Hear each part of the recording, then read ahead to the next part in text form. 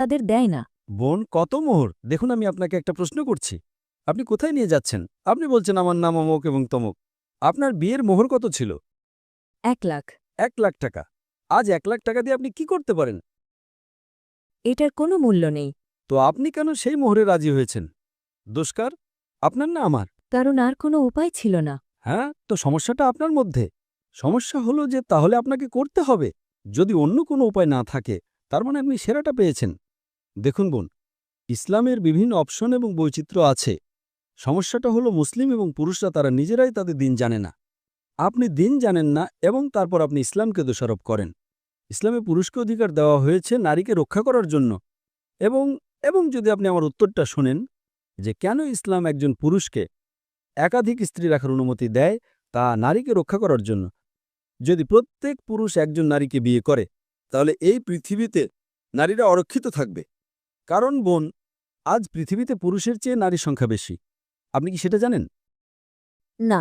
শুধু নিউ ইয়র্কে, শুধু আমেরিকা যুক্তরাষ্ট্রে পুরুষের চেয়ে 4.3 মিলিয়ন নারী বেশি আছে। জার্মানিতে একাই পুরুষের চেয়ে 1 মিলিয়ন নারী বেশি আছে। শুধু রাশিয়াতে পুরুষের চেয়ে 10 মিলিয়ন নারী বেশি আছে।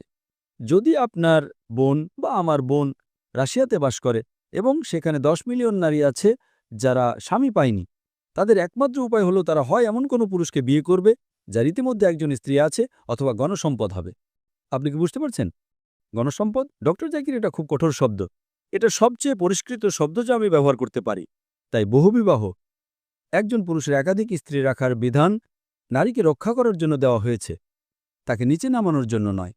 সমস্যাটা হলো অনেক পুরুষ, অনেক মুসলিম নারী, তারা তাদের অধিকার জানে না। আমরা দোষী। আমরা আমাদের দিন খুব ভালোভাবে জানি না। আমাদের দিন, ইসলামে নারীর যে পরিমাণ অধিকার আছে তা অসাধারণ। অন্যান্য ধর্মে নারীকে টাকা দিতে হয়, ঠিক না ভুল? ভারতে সাধারণত যৌতুক দিতে হয়, ঠিক না ভুল? হ্যাঁ, ঠিক। আমাদের দিতে হয়। আপনি কি যৌতুক দিয়েছিলেন? আপনি কি যৌতুক দিয়েছিলেন? না। আপনি এটা পেয়েছেন, আলহামদুলিল্লাহ।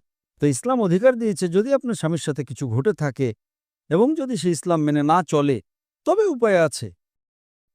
আমি বলছি না। এবং আরও একটা কথা বোন, কারণ আমি একজন ব্যক্তি হিসেবে তাকে না শুনে রায় দিতে পারি না। সে এখানে উপস্থিত নেই। এটা গীবত, এটা গীবত। আপনাকে আমার পরামর্শ হলো গীবত ভুলে যান। সমস্যাটা কি? আমাকে একটা কথা বলেন, যদি স্বামী প্রতিদিন বাইরে যায়, বাইরে অন্য নারীর কাছে, যতক্ষণ সে বিয়ে না করে, অধিকাংশ স্ত্রী কিছু মনে করতো না, না না সমস্যা নেই, লুকিয়ে করো, পাবলিক যেন না জানে। ঠিক?